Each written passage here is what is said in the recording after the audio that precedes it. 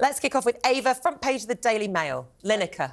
So everyone apparently is furious with Gary Lineker because he signed a letter that was created by Together with Refugees, and a lot of celebrities signed it, and Gary Lineker is, you know, a pretty big celebrity. Yeah. In this letter, they condemned the Conservatives' Rwanda plan.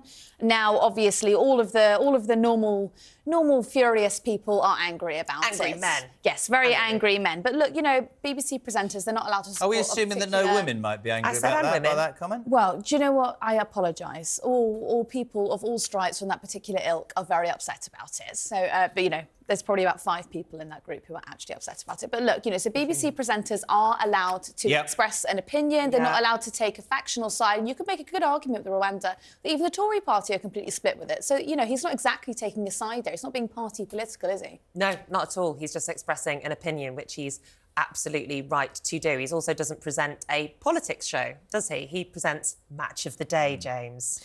Yes, equally, though, I would make the point that coming a week after the BBC is going to increase its licence fee, coming at a time when there's considerable debate about the corporation's future, I would suggest this is not perhaps the most advantageous time to make this intervention, particularly because we probably already know Gary Lineker's views on it. And in terms of the angry men point, Ava, sorry. I think I just make the point that 70% of the prosecutions for not paying the licence fee are for women. So, I mean, I think there should be... I was the one, it wasn't Ava. I said lots of angry men and women. It's I said women lack quieter. So I think a lot of people paying the licence fee would be quite annoyed about They're the fact just that... tarring us with the same brush because we're women. I know. They think we all look the same. I think the Lineker thing's really interesting. We all know what happened before when he criticised Suella Braverman's policy and the BBC. And I know Shearer well. The BBC, he was taken off. All his comrades joined him and he was put back on. And there seems to be sort of murky water. Nick makes the correct point that he's not a news presenter, so he's allowed an opinion. He's obviously somebody who has a lot of followers and he's used to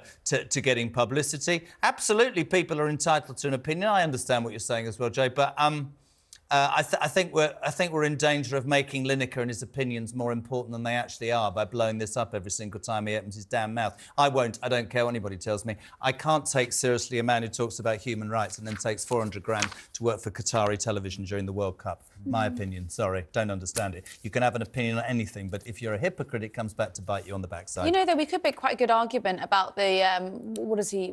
A football coach, Joey Barton, who's got some very strong opinions about. He was on Piers the other night, wasn't he? Yeah, you know, I don't think he particularly painted himself in glory. It was a good interview by Piers, as always. Oh, get her, the Piers Morgan fan club, as always.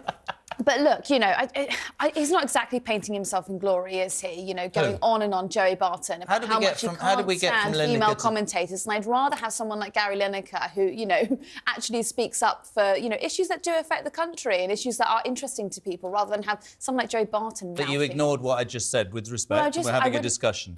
The man who cares so much about human rights, the man who absolutely has the right. Why did he take 400 grand from Qatar, which has appalling human rights abuse proof to the gay community? Also, what's the football body who decided that it would go to Qatar? I don't know. Why did they decide? Oh, mate, I watched the opening of that World Cup, and Lineker pronounced, didn't he? Instead of showing the thing, he had his say. That's right, but you can't do that and then take money. It's absolutely every right to his opinion. That was a pretty extraordinary moment, wasn't it, I think, in television history. No, he took 400 grand to work at Qatari television while slagging off their record. He worked at the BBC. Yes. Nobody took a separate contract. He did not decide to host the World Cup You can say no then, Qatar. if you believe so fervently.